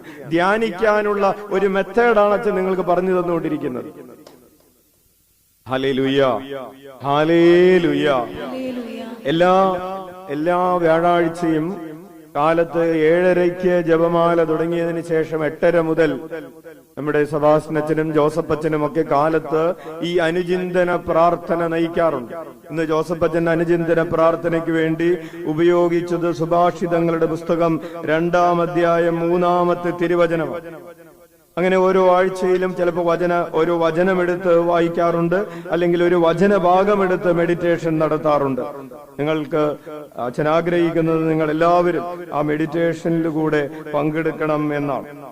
Praise the Lord, hallelujah. ഇവിടെ വന്നിട്ട് പങ്കെടുക്കാനായിട്ട് സാധിക്കാതിരുന്നവര് ഓൺലൈനിലെങ്കിലും നിങ്ങൾ വരുന്നതിന് മുമ്പോ തിരിച്ചു ചെന്നിട്ടെങ്കിലും ഓൺലൈനിൽ അത് പങ്കെടുത്ത് പ്രാർത്ഥിക്കുന്നത് ആ മെഡിറ്റേഷനിലേക്ക് പ്രവേശിക്കുന്നതിന് ഉപകാരപ്രദമായിരിക്കും എന്ന് സ്നേഹപൂർവം വാത്സല്യപൂർവം ഓർമ്മിപ്പിക്കട്ടെ. അപ്പോ പറഞ്ഞു വന്നത്, വചനം വായിച്ചുകൊണ്ട് നമ്മൾ അനുചിന്തന പ്രാർത്ഥന നടത്തി ചെല്ലുമ്പോ നമുക്ക് കർത്താവ് സമ്മാനമായിട്ട് തരുന്ന പ്രാർത്ഥനയുടെ മറ്റൊരു തലമാണ് എന്ത്? ആനന്ദ അനുഭൂതിയുടെ തലം. അപ്പോൾ 3 വാക്കുകൾ: 1 ആത്മീയമായ മാധുര്യം, 2 അനുചിന്തന പ്രാർത്ഥന, 4 ആത്മീയമായ ആനന്ദം. ഒന്ന് പറഞ്ഞ്, ആദ്യത്തേതാണ് മാധുര്യം, 2 അനുചിന്തന പ്രാർത്ഥന, 3 ആത്മീയമായ ആനന്ദം. ഈ അനുചിന്തന പ്രാർത്ഥന ശ്രദ്ധിച്ച എല്ലാവരും? പാമ്പും കോണിയുടെ കാര്യം പറഞ്ഞപ്പോ കേട്ടിരുന്നത് പോലെ തന്നെ കേട്ടിരിക്കുക. Hallelujah, hallelujah. ആത്മീയമായ മാധുര്യം പ്രിയപ്പെട്ടവരെ സ്വാഭാവികമായ ഒരു പ്രാർത്ഥനയുടെ തലമാണ്, നമ്മൾ ധ്യാനിച്ച് നേടിയെടുക്കുന്നതാണ്. പക്ഷെ ആത്മീയമായ ആനന്ദം അച്ഛൻ 2 ആഴ്ചകളായി പറഞ്ഞുകൊണ്ടിരിക്കുകയാണ്. ഒരു ബോർവെല്ല് കുഴിച്ച് ചെന്നപ്പോ ഉറവ പൊട്ടി, ഒരു മിഷ്യനുമില്ലാതെ ഈ അടിത്തട്ടിലുള്ള ജലം മുകളിലേക്ക് കുതിച്ചുയർന്നു വന്നതുപോലെ നമ്മുടെ ഉള്ളിലേക്ക്, ആത്മാവിലേക്ക് ഒരു വലിയ പ്രവാഹമുണ്ടാകും. Hallelujah, hallelujah, hallelujah. ഉറക്കെ വിളിക്കാം, ഈശോയേ, ഈശോയേ. അപ്പോൾ അച്ഛൻ ഈ 4-ാം സദനത്തെ കുറിച്ചുള്ള ചിന്തകളുടെ ഒരു പരിസമാപ്തിയിലേക്ക് പ്രവേശിക്കുമ്പോൾ അമ്മ ത്രേസ്യ പറയുകയാണ്, പ്രിയപ്പെട്ടവരെ, നമുക്ക് നമ്മുടെ സ്നേഹം വർദ്ധിപ്പിക്കണം. എന്താണ് വർദ്ധിപ്പിക്കേണ്ടത്? എന്താണ് വർദ്ധിക്കേണ്ടത്? വലതുകരം ഉയർത്തി വീശിക്കൊണ്ടെന്ന് പറഞ്ഞ്, എന്താണ് വർദ്ധിക്കേണ്ടത്? സ്നേഹമില്ലാതെ ജീവിക്കുക എന്നത് നരകത്തിൽ ജീവിക്കുക എന്നതാണ്. അത് നിങ്ങൾ ഓർക്കും. പക്ഷെ ഇതുകൂടി ഒന്ന് ഓർത്താക്കണം. 1, സ്നേഹം എന്തിലാണ് അടങ്ങിയിരിക്കുന്നത്? എന്തിലാ സ്നേഹം അടങ്ങിയിരിക്കുന്നത്? സ്നേഹത്തിലുള്ള വളർച്ച. ഈ 4-ാം സദനത്തിൽ ഒരാത്മാവിന് കിട്ടുന്നത് എന്താണെന്നറിയാവോ? എന്താണ്? സ്നേഹത്തിലുള്ള വളർച്ച. നമ്മള് പ്രണയിക്കുന്നവര്, കാമുകന്മാരും കാമുകിമാരും, അല്ലെ, കാമുകനും കാമുകിയും പ്രേമിച്ച് തുടങ്ങുമ്പോ ഒരു കൊച്ച് അച്ഛനോട് പറഞ്ഞു, അച്ഛൻ അവളുടെ അമ്മ ഇരിക്കുന്നുണ്ട്, അവളുടെ ബ്രദർ ഇരിക്കുന്നുണ്ട്. അച്ഛൻ ഇവളോട് ചോദിച്ചു. അപ്പൊ എന്ത് ചോദിച്ചപ്പോ അവള് പറഞ്ഞു, ഒരു പയ്യനെ എന്നോട് ഒരു ക്രഷ് ഉണ്ടെന്ന് പറഞ്ഞു. എന്താണുള്ളത്? ക്രഷ് ഉണ്ടെന്ന് 2-3 ദിവസം മുമ്പ് പറഞ്ഞു. അപ്പൊ അവളുടെ ബ്രദർ പറഞ്ഞു, അവന് മാത്രമല്ല ക്രഷ് അച്ഛ, ഇവൾക്കും അവനോടും ഒരു ക്രഷ് ഉണ്ടെന്ന്. അപ്പോൾ ആദ്യമുണ്ടായ ഈ ക്രഷ് അവസാനം വരെ ക്രഷായിട്ട് തന്നെയാണോ നിൽക്കുന്നത്? അല്ല. കുറച്ചു നാൾ കഴിയുമ്പോ അവര് ഞങ്ങൾക്ക് തമ്മിൽ ക്രഷ് ഉണ്ടെന്നാണോ പറയുന്നത്? അല്ല, ഞങ്ങൾ പ്രണയത്തിലാണ്, വളർന്നു. കുറച്ചുകൂടെ കഴിയുമ്പോ പിന്നെ എന്താണ്? പിന്നെയും പ്രണയത്തിൽ വളർന്നു വിവാഹത്തിലെത്തി. അത് വിവാഹത്തിലെ ഒന്നായി മാറി, അതിന്റെ ഫലങ്ങളുണ്ടായി. ഇങ്ങനെ സ്നേഹം, ഈ ക്രഷ് എന്ത് ചെയ്യാണ്? പതുക്കെ വളരുകയാണ്. ഇതുപോലെ നമുക്ക് കർത്താവിനോടുള്ള സ്നേഹം ഇപ്പോഴും ക്രഷായിട്ട് തന്നെയാണോ നിൽക്കുന്നത്? അല്ല. അത് എന്ത് ചെയ്യുകയാണ്? വളരുകയാണ്. എന്തോരം വളർന്നു എന്നതാണ് ചോദ്യം. നീ 10 കൊല്ലമായി പ്രണയിക്കുകയാണ്,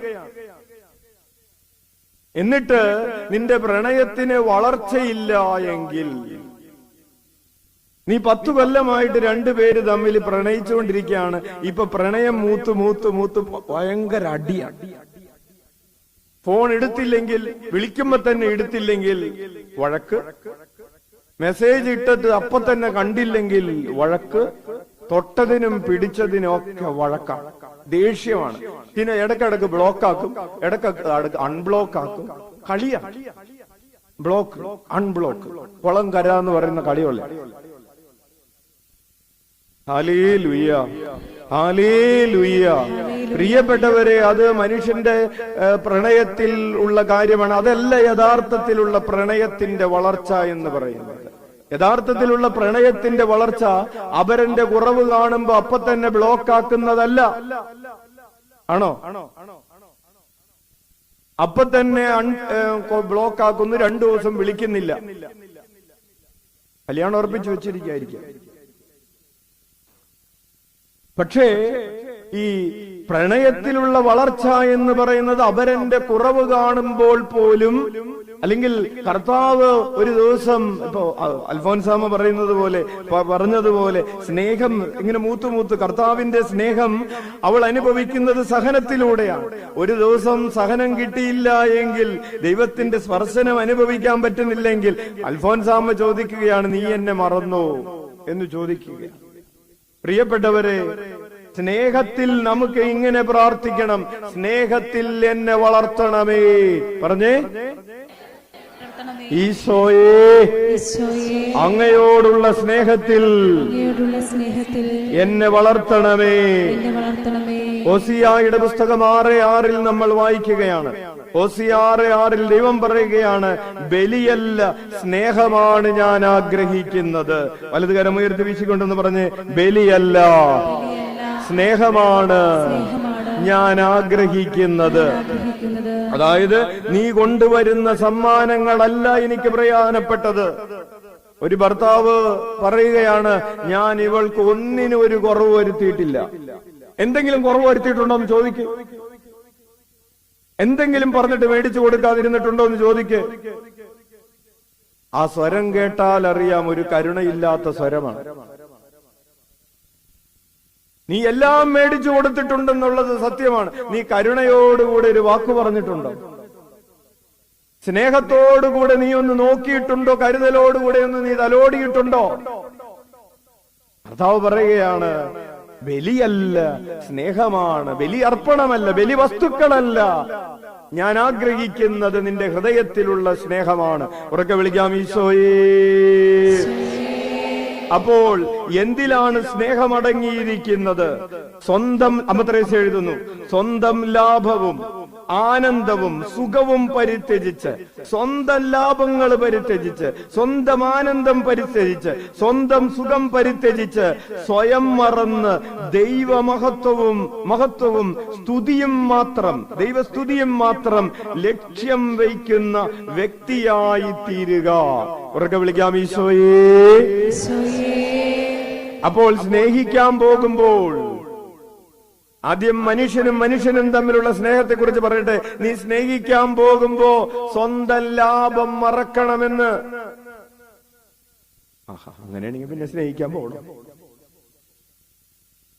യഥാർത്ഥത്തിലുള്ള സ്നേഹമാണെങ്കിൽ നീ സ്വന്തം ലാഭം മറക്കും, സ്വന്തം ആനന്ദം മറക്കും, സ്വന്തം സുഖം മറക്കും. എന്നിട്ട് അപരന്റെ നന്മയെ കാക്ഷിക്കും. ഇതാണ് യഥാർത്ഥത്തിലുള്ള സ്നേഹം. ദൈവം ആഗ്രഹിക്കുന്നത് നീ സ്വന്തം ലാഭവും ആനന്ദവും സുഖവും പരിത്യജിച്ച്, നീ സ്വയം മറന്ന് ദൈവമഹത്വവും ദൈവസ്തുതിയും മാത്രം ലക്ഷ്യം വയ്ക്കുന്ന ഒരു വ്യക്തിയായി തീരുക. ഇതാണ് സ്നേഹത്തിലുള്ള വളർച്ച. അങ്ങനെയാണെങ്കിൽ ഞാൻ സ്നേഹത്തിൽ വളർന്നിട്ടുണ്ടോ? ഞാൻ ലക്ഷ്യം വയ്ക്കുന്നത് ദൈവസ്തുതി മാത്രമാണ്. ഞാൻ ലക്ഷ്യം വയ്ക്കുന്നത് ദൈവമഹത്വം മാത്രമാണ്. വേറൊന്നും ഞാൻ ആഗ്രഹിക്കുന്നില്ല. ദൈവം മഹത്വപ്പെടണം. എനിക്കൊരു ജോലി കിട്ടിയാൽ അതിൽ ദൈവം മഹത്വപ്പെടണം. എനിക്ക് കുഞ്ഞുങ്ങൾ ഉണ്ടായാൽ ദൈവം മഹത്വപ്പെടണം. എന്റെ വിവാഹം നടന്നാൽ ദൈവം മഹത്വപ്പെടണം. എനിക്ക് സമൃദ്ധി ഉണ്ടായാൽ ദൈവം മഹത്വപ്പെടണം. എല്ലാ കാര്യങ്ങളിലും ദൈവം മഹത്വപ്പെടണം. Praise the Lord. പ്രിയപ്പെട്ടവരെ, ഈശോ എന്താ ചെയ്തത്? ഹെബ്രായർക്ക് എഴുതിയ ലേഖനം 12-ാം അധ്യായം 2-ാമത്തെ തിരുവചനം. ഹെബ്രായർ 12:2 എഴുതി വെച്ചാൽ മതി, അച്ഛൻ വായിച്ചോളാം. ഹെബ്രായർ 12:2 നമ്മുടെ വിശ്വാസത്തിന്റെ നാഥനും അതിനെ പൂർണ്ണതയിലെത്തിക്കുന്നവനുമായ യേശുവിനെ മുന്നിൽ കണ്ടുകൊണ്ട് വേണം നാം ഓടാൻ. എല്ലാം മറന്ന് പിതാവിന്റെ മഹത്വത്തിനു വേണ്ടി ജീവിച്ച ഒരാളുടെ പേര് ഈശോ എന്നാണ്. ഉച്ചത്തിൽ വിളിക്കാം, ഈശോയേ. അപ്പോൾ ഈശോയെ മുന്നിൽ കണ്ടുകൊണ്ട് വേണം നമ്മൾ ഓടാൻ. എന്നിട്ട് ഹെബ്രായ ലേഖകൻ എഴുതുകയാണ്, അവൻ തനിക്കുണ്ടായിരുന്ന സന്തോഷം ഉപേക്ഷിച്ച്. ആരാ തന്റെ സന്തോഷം ഉപേക്ഷിച്ചത്? ഈശോ തന്റെ സന്തോഷം ഉപേക്ഷിച്ചു. എപ്പോ? അവിടുന്ന് ദൈവത്തിന്റെ രൂപത്തിലായിരുന്നെങ്കിലും ദൈവവുമായുള്ള സമാനത പരിഗണിക്കേണ്ട ഒരു കാര്യമായി പരിഗണിക്കാതെ ആ സന്തോഷം ഉപേക്ഷിച്ചു. ഭൂമിയിലായിരുന്നപ്പോൾ കിട്ടാവുന്ന സന്തോഷങ്ങൾ ഉപേക്ഷിച്ചു. അങ്ങനെ സ്വർഗത്തിലും ഭൂമിയിലുമുള്ള സന്തോഷങ്ങൾ ഉപേക്ഷിച്ച് അപമാനം വകവയ്ക്കാതെ ഈ സന്തോഷം ഉപേക്ഷിച്ച് ദൈവത്തിന് വേണ്ടി ഓടിയപ്പോ എന്താ കിട്ടിയത്? നഗ്നതയാണ് കിട്ടിയത്, കുരിശാണ് കിട്ടിയത്, മുറിവുകളാണ് കിട്ടിയത്, നിന്ദനങ്ങളാണ് കിട്ടിയത്, തുപ്പലുകളാണ് കിട്ടിയത്, കാരണം പൊത്തിയുള്ള അടിയാണ് കിട്ടിയത്, പരിഹാസമാണ് കിട്ടിയത്. ഭ്രാന്തനെന്ന് മുദ്രകുത്തപ്പെട്ടു, പാപികളുടെ സ്നേഹിതനെന്ന് മുദ്രകുത്തപ്പെട്ടു. അങ്ങനെ അപമാനം, അപമാനത്തിന്റെ മീതെ അപമാനം. അപ്പോ സുഖങ്ങള് സന്തോഷം ഉപേക്ഷിച്ചു, അപമാനം വകവയ്ക്കാതെ കുരിശ് ക്ഷമയോടെ സഹിച്ചു, ക്ഷമയോടെ സ്വീകരിച്ചു. ഇതാണ് ഈശോയുടെ മാതൃക എന്ന് പറയുന്നത്. മദ്രസ പറയാണ്, നീ സ്വന്തം ലാഭവും സ്വന്താനന്ദവും സ്വന്തം സുഖവും പരിത്യജിച്ച് സ്വയം മറന്ന് ദൈവമഹത്വവും സ്തുതിയും മാത്രം ലക്ഷ്യം വയ്ക്കുന്ന വ്യക്തിയായി തീരുക. വലതുകരം ഉയർത്തി വീശിക്കൊണ്ട് പറയാം, സ്വന്തം ലാഭവും സ്വന്തം ആനന്ദവും സ്വന്തം സുഖവും പരിത്യജിച്ച് സ്വയം മറന്ന് ദൈവമഹത്വവും ദൈവസ്തുതിയും മാത്രം ലക്ഷ്യം വയ്ക്കുന്ന വ്യക്തിയായി തീരുക. ഹല്ലേലൂയ. അതുപോലെ തന്നെ മോശ, പ്രിയപ്പെട്ടവരെ, മോശ വളർന്നു വന്നപ്പോ ഹെബ്രായ ലേഖനം 11-ാം അധ്യായം 21-24 മുതലുള്ള വചനങ്ങൾ, ഹെബ്രായർ 11:24 മുതൽ, മോശ വളർന്നു വന്നപ്പോൾ ഫറവോയുടെ മകളുടെ മകൻ എന്ന് വിളിക്കപ്പെടുന്നത് വിശ്വാസം മൂലം അവൻ നിഷേധിച്ചു. അല്ലേ? കൊട്ടാരത്തിലെ രാജ്ഞിയുടെ മകൻ എന്ന് വിളിക്കപ്പെടുന്നത് എത്ര സുഖമുള്ള കാര്യമാണ്. എല്ലാ സുഖങ്ങളുമുണ്ട്. അപ്പോ അവൻ വിശ്വാസം മൂലം അത് നിഷേധിച്ചു. പാപത്തിന്റെ നൈമേഷിക സുഖങ്ങൾ ആസ്വദിക്കുന്നതിനേക്കാൾ ദൈവജനത്തിന്റെ കഷ്ടപ്പാടുകളിൽ പങ്കുചേരുന്നതിനാണ് അവൻ ഇഷ്ടപ്പെട്ടത്. സ്വന്തം സുഖമല്ല, സ്വന്തം ആനന്ദമല്ല, എനിക്കത് വേണ്ട. ക്രിസ്തുവിനെ പ്രതി സഹിക്കുന്ന നിന്ദനങ്ങൾ ഈജിപ്തിലെ നിധികളെക്കാൾ വിലയേറിയ സമ്പത്തായി അവൻ മോശ കരുതി. എനിക്ക് നിന്ദനങ്ങള്, ഈശോയെ പ്രതിയുള്ള നിന്ദനങ്ങള് ഈജിപ്തിലെ നിധികളെക്കാൾ വിലയുള്ളതാണെന്ന്. Hallelujah, hallelujah. അപ്പോൾ മോശ ചെയ്തതുപോലെ, ഈശോ ചെയ്തതുപോലെ, മോശ ചെയ്തതുപോലെ പൗലോസ് തന്നെ കുറിച്ച് തന്നെ എഴുതുകയാണ്, ഞാൻ വലിയൊരു തറവാട്ടിൽ പറഞ്ഞ ഒരാളായിരുന്നു. 8-ാം ദിവസം പരിച്ഛേദനം ചെയ്യപ്പെട്ടവനാണ് ഞാൻ. ഇസ്രായേൽ വംശത്തിലും ബെഞ്ചമിൻ ഗോത്രത്തിലും പിറന്നവനാണ് ഞാൻ. അച്ഛൻ വായിക്കുന്നത് ഫിലിപ്പി 3:4 മുതലുള്ള തിരുവചനങ്ങൾ. ഹെബ്രായരിൽ നിന്ന് ജനിച്ച ഹെബ്രായൻ, നല്ല തറവാടിയാണ് ഞാൻ. നിയമപ്രകാരം ഫരിസേയൻ. തറവാടിയാണെന്ന് മാത്രമല്ല, തറവാട്ട് മഹിമയുള്ളവനാണ്. ഫരിസേയൻ, തീഷ്ണത കൊണ്ട് സഭയെ പീഡിപ്പിച്ചവൻ, നീതിയുടെ കാര്യത്തിൽ നിയമത്തിന് മുൻപിൽ കുറ്റമില്ലാത്തവൻ. എന്നാൽ എനിക്ക് ലാഭമായിരുന്ന ഇവയെല്ലാം ക്രിസ്തുവിനെ പ്രതി ഞാൻ നഷ്ടമായി കണക്കാക്കി. ഇവ മാത്രമല്ല, എന്റെ കർത്താവായ യേശു ക്രിസ്തുവിനെ പറ്റിയുള്ള ജ്ഞാനം കൂടുതൽ വിലയുള്ളതാകയാൽ സർവവും നഷ്ടമായി തന്നെ ഞാൻ പരിഗണിക്കുന്നു. അവനെ പ്രതി ഞാൻ സകലവും നഷ്ടപ്പെടുത്തുകയും ഉച്ചിഷ്ടം പോലെ കരുതുകയുമാണ്. ഉച്ചത്തിൽ വിളിക്കാം, ഈശോയേ. അപ്പൊ അമ്മ ത്രേസ്യ പറയുകയാണ്, നീ സ്നേഹത്തിൽ വളരുമ്പോ ഈ മോശയെ പോലെ, ഈ പൗലോസിനെ പോലെ, ഈ പത്രോസിനെ പോലെ, ഈ അമ്മ ത്രേസ്യയെ പോലെ, ഈ ഫ്രാൻസിസ് അസീസിയെ പോലെ, ഈ കൊച്ചു ത്രേസ്യയെ പോലെ നീ സ്നേഹത്തിൽ വളരുമ്പോ നിന്റെ സുഖം പരിഗണിക്കാതെ, നിന്റെ സന്തോഷം പരിഗണിക്കാതെ ദൈവമഹത്വം മാത്രം നീ മുന്നിൽ കണ്ടുകൊണ്ട് മുന്നോട്ടു പോകും. Hallelujah, hallelujah. പ്രിയപ്പെട്ടവരെ, അങ്ങനെ സ്നേഹത്തിൽ വളരണമെങ്കിൽ എന്ത് ചെയ്യണം? സ്നേഹത്തിൽ വളരണമെങ്കിൽ വചനം പഠിക്കണം. സ്നേഹത്തിൽ വളരണമെന്നുണ്ടെങ്കിൽ എന്ത് ചെയ്യണം? സ്നേഹത്തിൽ വളരണമെന്നുണ്ടെങ്കിൽ വചനത്തിൽ എന്താ ഉള്ളത്?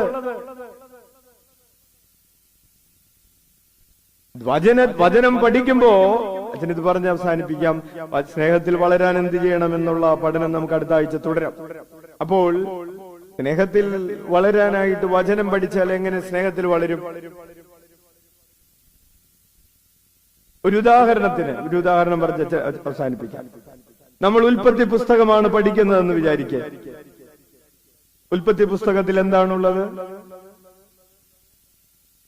സൃഷ്ടികർമ്മമാണുള്ളത്. അപ്പോൾ സൃഷ്ടിക്കുന്നവനായ ദൈവത്തെ കുറിച്ച് നമ്മൾ പഠിക്കുകയാണ്.